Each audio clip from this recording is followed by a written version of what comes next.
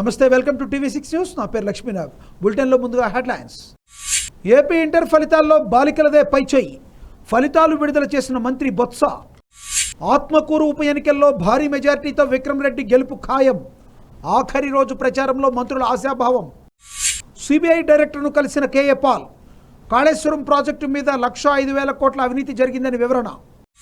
ఎన్నికల మేనిఫెస్టోలో ఇచ్చిన హామీలను నెరవేర్చాం, ప్రజలతో మాజీ మంత్రి చెరుకువాడ శ్రీరంగనాథరాజు. ఇక డీటెయిల్స్ చూస్తే, ఆంధ్రప్రదేశ్లో ఇంటర్మీడియట్ ఫలితాలను రాష్ట్ర విద్యాశాఖ మంత్రి బొత్స సత్యనారాయణ విడుదల చేశారు.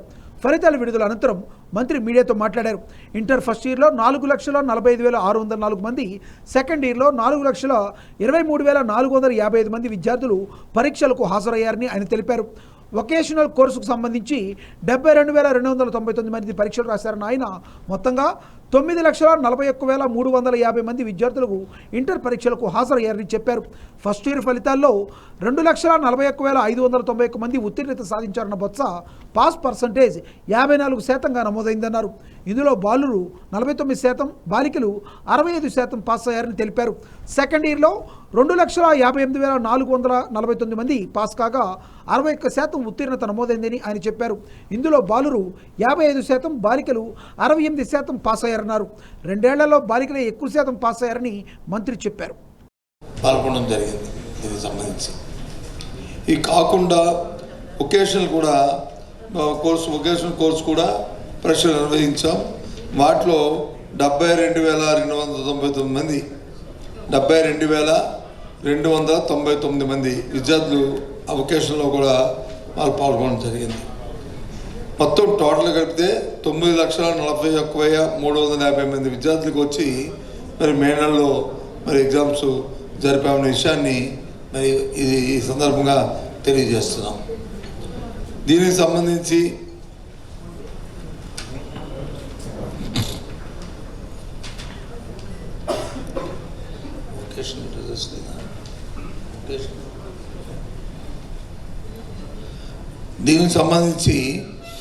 మొదటి సంవత్సరంలో 4,45,604 మంది విద్యార్థులు పాల్గొంటే పరీక్షలు అందరూ కూడా పార్టిసిపేట్ చేస్తే రాస్తే అందులో 2,41,591 మంది అంటే 4,45,604 మంది పార్టిసిపేట్ చేస్తే పరీక్ష రాస్తే పాల్గొంటే అందులో 2,41,591 విద్యార్థులు వచ్చి పాస్ అవ్వడం జరిగింది.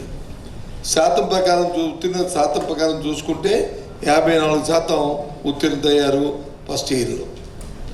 అదే సెకండ్ ఇయర్కి వచ్చినప్పటికీ 4,23,455 మంది విద్యార్థులు వచ్చి పాల్గొంటే అందులో ఉత్తీర్ణత అయిన వారు 2,58,449 మంది.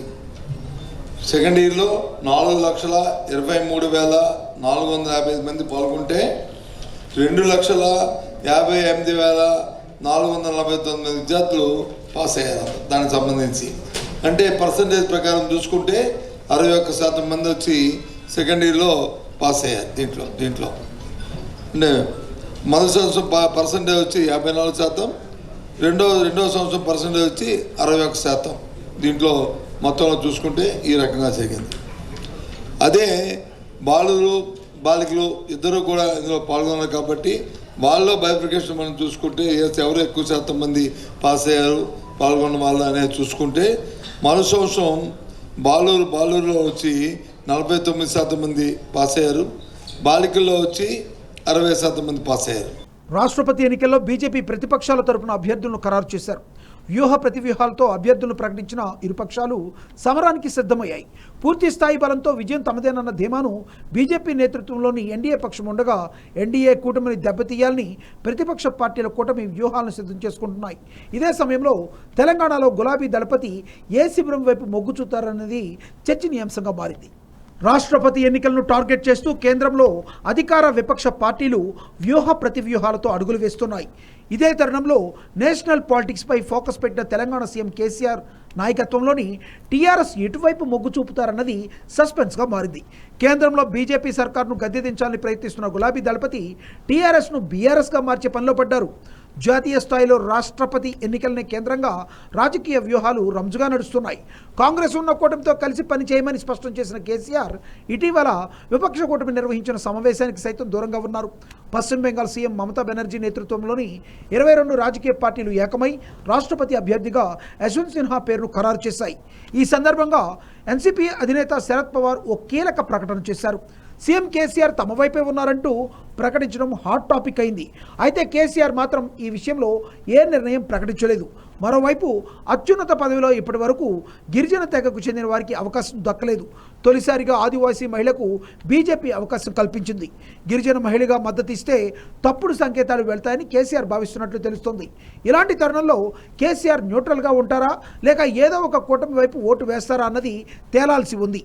ఎలక్షన్ స్ట్రాటజీస్ ప్రశాంత్ కిషోర్తో కలిసి పనిచేస్తున్న కేసీఆర్ రాష్ట్రపతి ఎన్నికల్లో తన రాజకీయ చాణక్యతను ఏ విధంగా చూపుతారన్నది రాజకీయ వర్గాల్లో చర్చ కొనసాగుతుంది. ఆత్మకూరు ఉప ఎన్నికల్లో వైఎస్ఆర్సీపీ అభ్యర్థి మేకపాటి విక్రమరెడ్డి అత్యధిక మెజారిటీతో విజయం సాధించడం ఖాయమని మంత్రి పెద్దిరెడ్డి రామచంద్రారెడ్డి ధీమా వ్యక్తం చేశారు. ఆత్మకూరులోని శ్రీధర్ గార్డెన్స్లో డిప్యూటీ సీఎం అంజాద్ బాషా, మంత్రి కాకాణి గోవర్ధన్ రెడ్డి, ఎమ్మెల్యే గడికోట శ్రీకాంత్ రెడ్డి ముఖ్య నేతలతో కలిసి మంత్రి పెద్దిరెడ్డి విలేకరుల సమావేశం నిర్వహించారు. ఈ సందర్భంగా మంత్రి పెద్దిరెడ్డి మాట్లాడుతూ 3 ఏళ్ల పాలనలోనే మేనిఫెస్టోలోని 95% హామీలు అమలు చేసిన ఘనత సీఎం వైఎస్ జగన్ అన్నారు. ఇతర రాష్ట్రాలతో పోలిస్తే ఆంధ్రప్రదేశ్ ఆర్థికంగా ఇబ్బందులు ఉన్నప్పటికీ మరే రాష్ట్రంలో లేని విధంగా సంక్షేమ పథకాల క్యాలెండర్ విడుదల చేసి క్రమం తప్పకుండా సంక్షేమ పథకాలను సీఎం వైఎస్ జగన్ అమలు చేస్తున్నారన్నారు. దివంగత మంత్రి మేకపాటి గౌతమ్ రెడ్డి కుటుంబంపై ఉండే అభిమానం, సీఎం వైఎస్ జగన్పై ప్రజలకు ఉన్న ప్రేమ ఈ రెండు తప్పనిసరిగా ఆత్మకూరు ఉప ఎన్నికల్లో వైఎస్ఆర్సీపీకి అత్యధిక మెజారిటీ ఇస్తాయని భావిస్తున్నామన్నారు. ఈరోజు ఈ ఎన్నికలు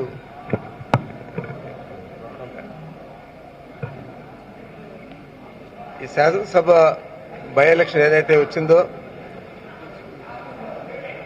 ఈ ఎన్నికలు వైఎస్ఆర్ కాంగ్రెస్ పార్టీ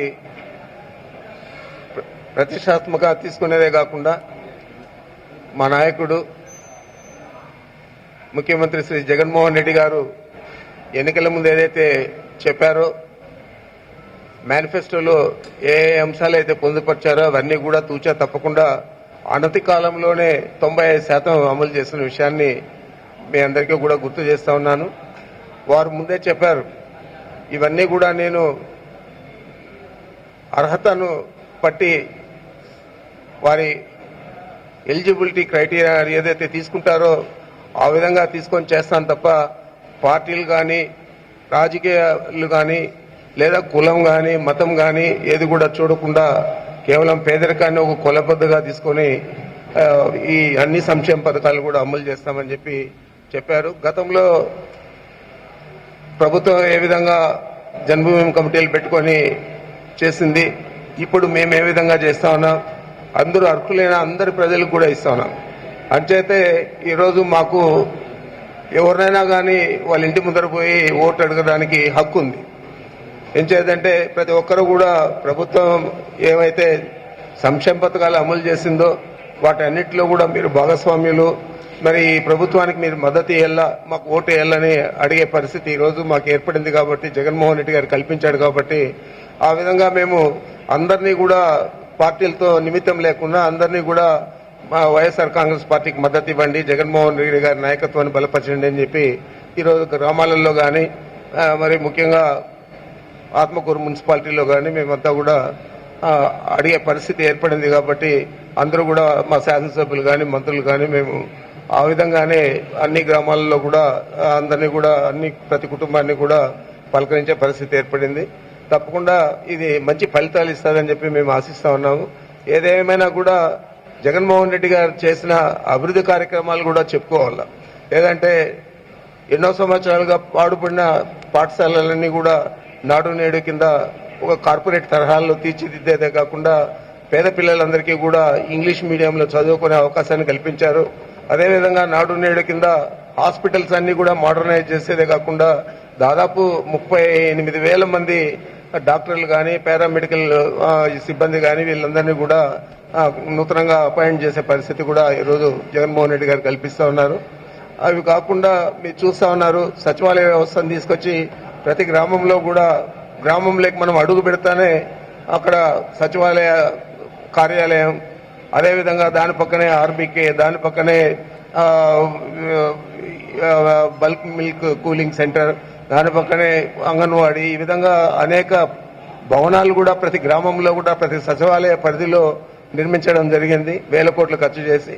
మరి ఈ విధంగా అభివృద్ధి కార్యక్రమాలు కూడా చేస్తా ఉన్నాం. కానీ దీనికి ఒకరి భాష పలికే వాళ్ళకందరికీ నేను ఒకటే చెప్తున్నాను, జగన్మోహన్ రెడ్డి గారు రెండు కన్నులుగా అభివృద్ధి ఒక కన్ను అయితే సంక్షేమం ఇంకో కన్నుగా, రెండు కన్నులుగా రాష్ట్ర అభివృద్ధి కోసం సంక్షేమం కోసం పాటుపడుతూ ఉన్నారు.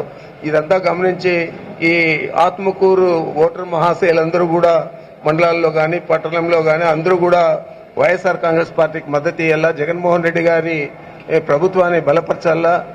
మరి ఇది సంక్షేమ ప్రభుత్వమే కాదు, అభివృద్ధిలో కూడా ముందడుగులో ఉంది. మరి దీన్ని అందరూ కూడా గమనించి వచ్చే ఎన్నికల్లో మంచి ఫలితాలు ఇచ్చే విధంగా అందరూ కూడా పాటుపడాలని చెప్పి నేను మీ ద్వారా తెలియజేస్తా ఉన్నాను. బీజేపీ రాష్ట్రపతి అభ్యర్థిగా ద్రౌపది ముర్మును ప్రకటించడంతో రాష్ట్రపతి ఎన్నికలు మరో టర్న్ తీసుకున్నాయి. భారత రాష్ట్రపతిగా గతంలోనే ఈమె పేరు తెరపైకి వచ్చిన చివరి సమయంలో రామ్నాథ్ కోవింద్ ఆ అవకాశాన్ని దక్కించుకున్నారు. అయితే మరోసారి రాష్ట్రపతి అభ్యర్థిగా గిరిజన తెగకు చెందిన ద్రౌపది ముర్ము పేరును ప్రకటించిన బీజేపీ విపక్షాలకు షాక్ ఇచ్చింది. గిరిజన తెగకు చెందిన నేతగా కాకుండా జార్ఖండ్ గవర్నర్గా పనిచేసిన అనుభవం ద్రౌపది ముర్ముకు ఉండడంతో ఆసారి జరిగే రాష్ట్రపతి ఎన్నికలు అత్యంత ఇంట్రెస్టింగ్గా మారాయి. ఇప్పటికే విపక్షాల తరపున రాష్ట్రపతి అభ్యర్థిగా మాజీ కేంద్ర మంత్రి యశ్వంత్ సిన్హాను విపక్షాలు ప్రకటించడంతో యశ్వంత్ సిన్హా వర్సెస్ ద్రౌపది ముర్ము మధ్య పోరు కొనసాగుతుంది. ఒడిశాలోని ఓ సాధారణ ఆదివాసీ గిరిజన మహిళ స్థాయి నుండి రాష్ట్ర మంత్రి, గవర్నర్ స్థాయికి ఎదిగారు ద్రౌపది ముర్ము. ఆమెకు రాష్ట్రపతిగా అవకాశం ఇవ్వడం ద్వారా మహిళలకు, ఆదివాసీలకు అత్యున్నత స్థానం ఇవ్వడంతో పాటు ఓ మహిళకు దేశ అత్యున్నత పదవి ఇచ్చినట్టు అవుతుందని బీజేపీ నాయకత్వం భావించింది. ఈ క్రమంలోనే రాష్ట్రపతి పదవి కోసం ద్రౌపది ముర్మును ఎంపిక చేసినట్టు తెలుస్తోంది. ఒడిశాలోని మయూర్భంజ్ జిల్లాకు చెందిన మరియు గిరిజన సంఘం నుండి వచ్చిన ముర్ము ఉపాధ్యాయురాలుగా ప్రారంభించి ఒడిశా రాజకీయాల్లోకి ప్రవేశించారు. ఆమె మయూర్భంజ్లోని రాయింగ్పూర్ నుంచి 2000-2009లో బీజేపీ టికెట్పై 2 సార్లు ఎమ్మెల్యే అయ్యారు. అంతకుముందు 1997లో రాయింగ్పూర్ నగర్ పంచాయతీ కౌన్సిలర్గా ఎన్నికయ్యారు. బీజేపీ తరపున షెడ్యూల్డ్ తెగల మోర్చా ఉపాధ్యక్షురాలిగా పనిచేసిన తర్వాత 2000లో రాయింగ్పూర్ నియోజకవర్గం నుండి ఎమ్మెల్యేగా ఎన్నికయ్యారు. ఒడిశాలోని బీజేపీ సంకీర్ణ ప్రభుత్వంలో 2000-2004 మధ్యకాలంలో వాణిజ్యం, రవాణా శాఖ, ఆ తర్వాత ఫిషరీస్, జంతు వనరుల శాఖ మంత్రిగా పనిచేశారు. 2015లో ముర్ము జార్ఖండ్ మొదటి మహిళా గవర్నర్గా ప్రమాణ స్వీకారం చేసి 5 ఏళ్లు పూర్తికాలం గవర్నర్ పదవిలో కొనసాగారు. ఎన్డీఏ రాష్ట్రపతి అభ్యర్థిగా ఎవరిని బరిలోకి దింపాలన్న దానిపై బీజేపీ అధిష్టానం భారీ కసరత్తే చేసింది. ఎవరు ఊహించని రీతిలో ద్రౌపది ముర్ము పేరును ప్రకటించి విపక్షాలకు బిగ్ షాక్ ఇచ్చింది మోడీ సర్కార్. ఆజాదీ అమృతోత్సవంలో భాగంగా ద్రౌపదికి అవకాశం ఇస్తే తొలిసారి గిరిజన మహిళ దేశానికి రాష్ట్రపతి అయ్యి రికార్డు సృష్టించనున్నారు. సీఎం కేసీఆర్ కుటుంబం చేస్తున్న అవినీతిపై సిబిఐ డైరెక్టర్ సుబోధ్ కుమార్ జైస్వాల్కు ఫిర్యాదు చేశామని కేఏ పాల్ తెలిపారు. ఢిల్లీలోని సిబిఐ డైరెక్టర్తో సమావేశం అనంతరం ఆయన మీడియాతో మాట్లాడుతూ కేసీఆర్ కుటుంబం, కేటీఆర్ కవిత చేస్తున్న అవినీతిపై ఇంతవరకు ఎవరూ సరైన ఫిర్యాదు ఇవ్వలేదన్నారు. కాళేశ్వరం ప్రాజెక్టు మీద 1,05,000 కోట్ల అవినీతి జరిగిందని చెప్పారన్నారు. తనపై దాడి చేసిన వారిని ఎందుకు అరెస్టు చేయలేదని ప్రశ్నించారు. ఆంధ్రప్రదేశ్లో సీఎం జగన్, మాజీ సీఎం చంద్రబాబు నాయుడు, జగన్మోహన్ రెడ్డి చేసిన అవినీతిపై గురించి విచారించానని పేర్కొన్నారు. రాష్ట్రంలో 1,00,000 కోట్ల అవినీతికి పాల్పడుతుంటే ఎందుకు వారిని అరెస్టు చేయరని అడిగానని అన్నారు. హరీష్ రావు మీద నేను చేసిన కంప్లైంట్ని చాలా సుదీర్ఘంగా 30 నిమిషాలకు పైగా ఆలకించారు. దాన్ని ఏ విధంగా ఇన్వెస్టిగేట్ చేయాలో, ఏ విధంగా మేము కోఆపరేట్ చేయాలో, అది కాన్ఫిడెన్షియల్ ఇన్ఫర్మేషన్, అది నేను మీడియాలో మాట్లాడకూడదని చెప్పారు. నేను కూడా వారిని మీడియా అడ్రస్ చేయమన్నాను. అలాగే వారికి బ్లెస్సింగ్ ఇచ్చి ప్రేయర్ కూడా చేశాను. ఎందుకంటే వారు చేస్తున్న పని చాలా డేంజరస్ పని. ఆయన కుటుంబానికి, ఆయనకు హాని జరగకుండా ఉండాలని చివరగా నేను ప్రార్థించి ఆయన మీద చేసి ప్రార్థించి దీవించి కూడా రావడం జరిగింది. కేసీఆర్ కుటుంబం మీద ఎవరూ కూడా సరి అయిన కంప్లైంట్ ఇవ్వలేదని, నేను ఇచ్చినట్టు డీటెయిల్స్ ఇవ్వలేదని ఆయన చెప్పారు. ఈ ఇన్వెస్టిగేషన్లో నేను కాళేశ్వరం ప్రాజెక్ట్ గురించి మాట్లాడాను. 1,05,000 కోట్లు, ఎస్, అది చాలా పెద్ద ప్రాజెక్టు, చాలా అవినీతి జరిగింది అని వారు కూడా అన్నారు. కానీ దానికి ఏ విధంగా అయితే ఆయన ఇన్వెస్టిగేట్ చేస్తారో అది చెప్పారు. అది అది నా తరపున నేను చేస్తాను. అలాగే యాదగిరిగుట్ట ప్రాజెక్ట్ కూడా ఇన్వెస్టిగేషన్ జరిగింది, ఇన్వెస్టిగేషన్ చేయాలని నేను చెప్పాను. అన్నికంటే ముఖ్యం ఏమిటంటే మే 2న దాడి జరిగిన పోలీసుల్ని ఇంకా ఎందుకు అరెస్ట్ చేయలేదు, ఇన్వెస్టిగేట్ చేయలేదంటే ఆయన నాకు క్లుప్తంగా చెప్పారు. ఒక తెలంగాణ స్టేట్ పోలీసులు ఆర్గనైజ్ చేసిన దాడి, ఒక ముఖ్యమంత్రి ఆర్గనైజ్ చేసిన దాడిని ఇన్వెస్టిగేట్ చేయాలంటే ఒక కోర్టు ఆర్డర్ ఉండాలని కూడా చెప్పారు. అంతవరకు ఆయనకి జ్యూరిడిక్షన్ లేదు అని నాకు ఈ విషయం తెలీదు.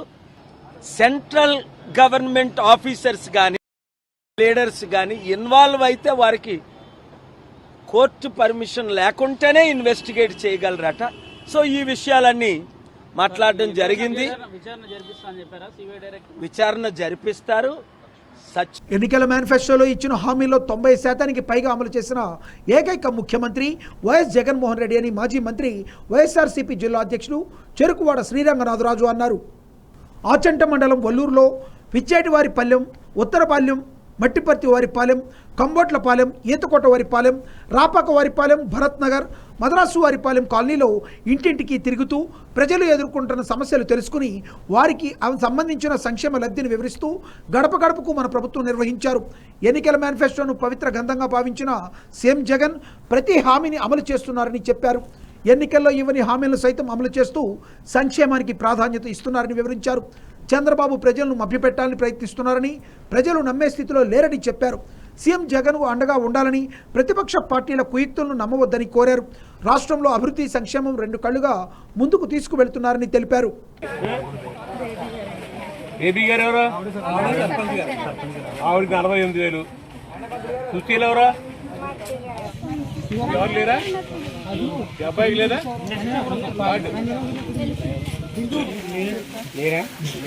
మూడు వచ్చింది కదా, కర్రలో అసలు వచ్చింది, 0 ఒకటి వచ్చింది. నాగమణి గారు నీకు 1,14,000 వచ్చింది. రైన్ భరోసా వచ్చింది, సబ్సిడీ వచ్చింది. కోళ్ళ కూతురా చెప్పారు, చెప్పారు కోళ్ళకే. 2 కోళ్ళనా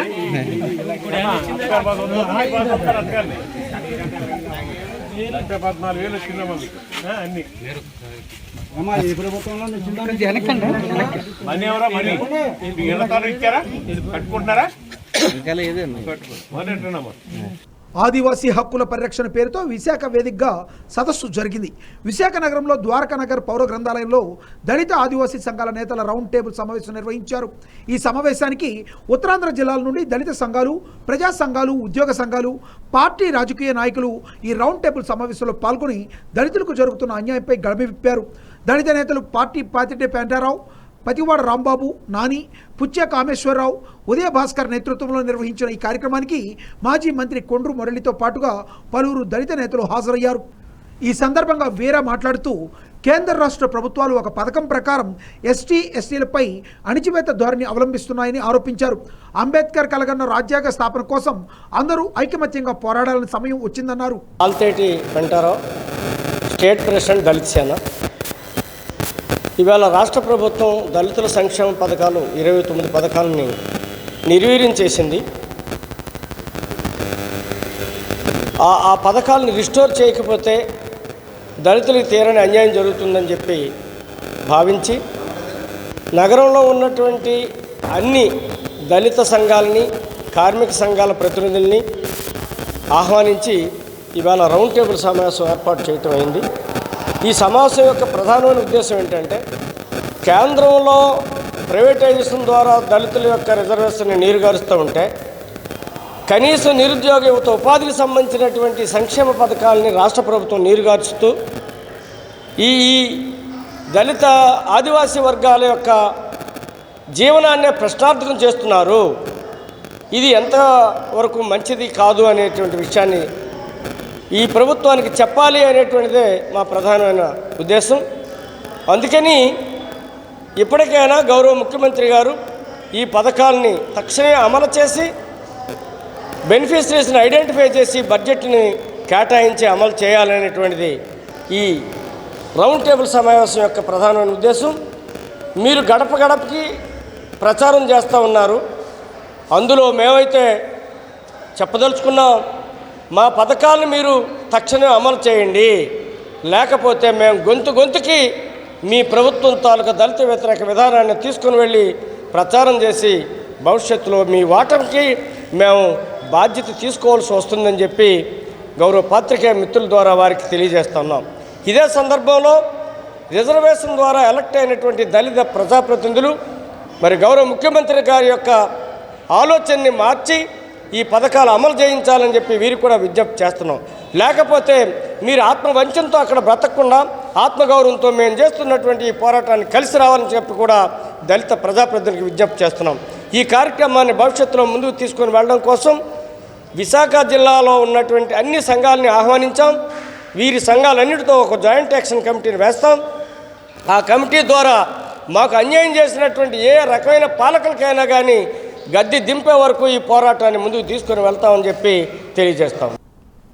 కర్నూలు జిల్లా పెదగడుపూరు మండలం కల్లుకుంట గ్రామంలోని అంగన్వాడీ ప్రీ స్కూల్ను ఆర్డీఓ జి రామకృష్ణారెడ్డి ఆకస్మికంగా తనిఖీ చేశారు. ప్రభుత్వం అందిస్తున్న పౌష్టికాహారం, బాలామృతం, గుడ్డు, చిక్కి సమయానికి అందుతున్నాయా లేదా అని విద్యార్థులను ఆర్డీఓ అడిగి తెలుసుకున్నారు.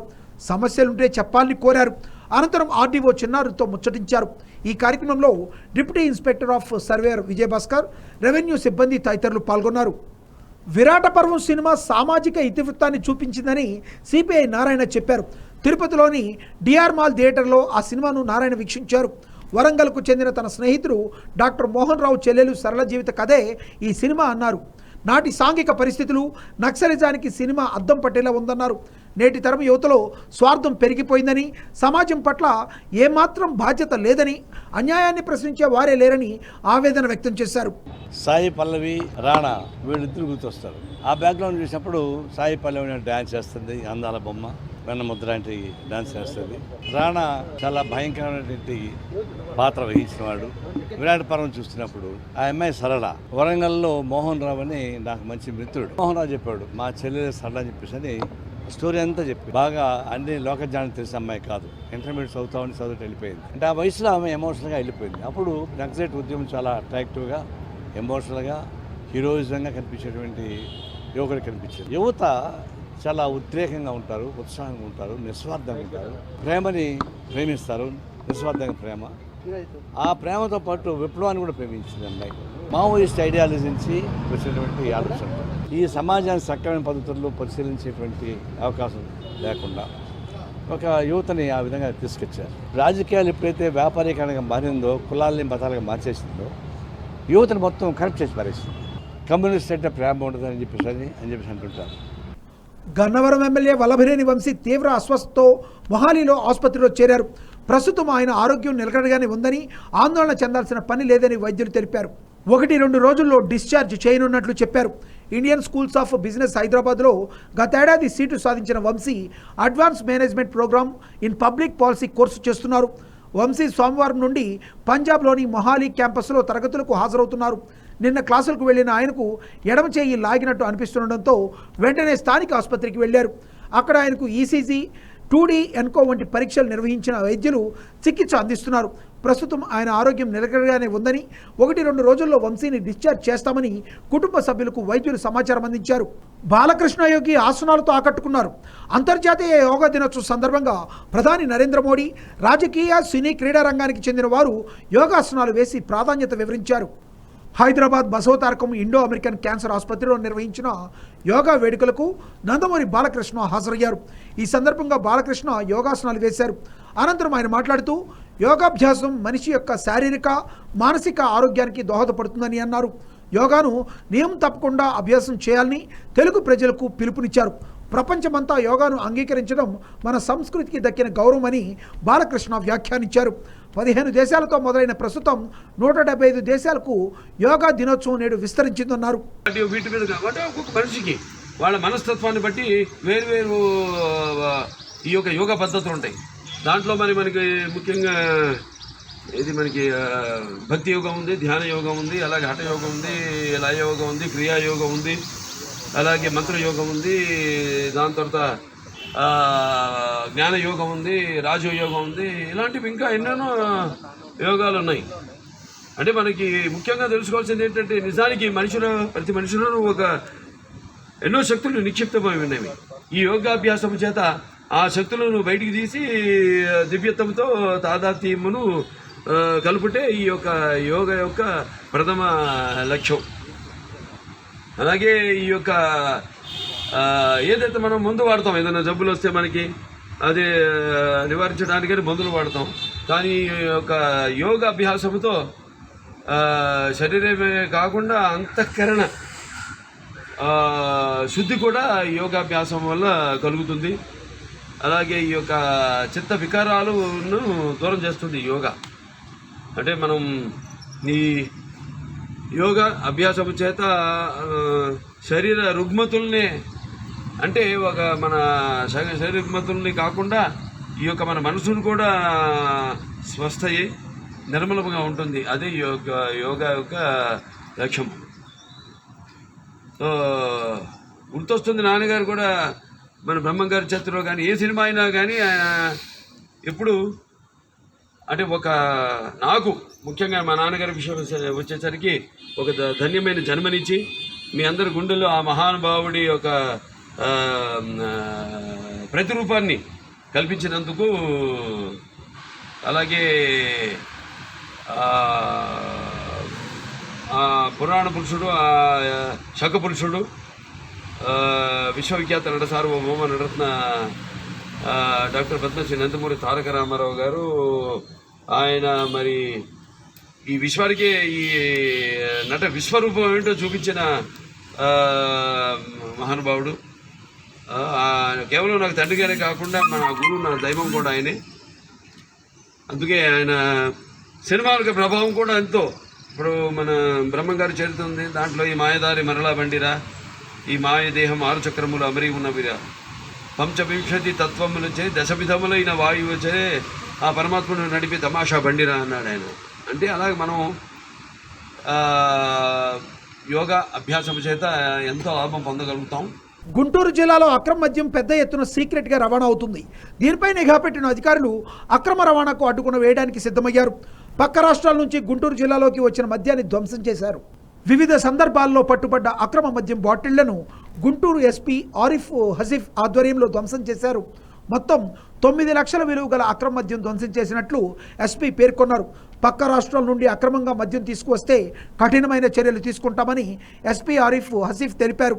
కేసులు పెట్టి జైలుకు పంపడంతో పాటు వారిపై పీడీ యాక్ట్ అమలు చేస్తామని హెచ్చరించారు. ఇవి bulletin updates. Keep watching TV6 news. సమాచారం మా కర్తవ్యం.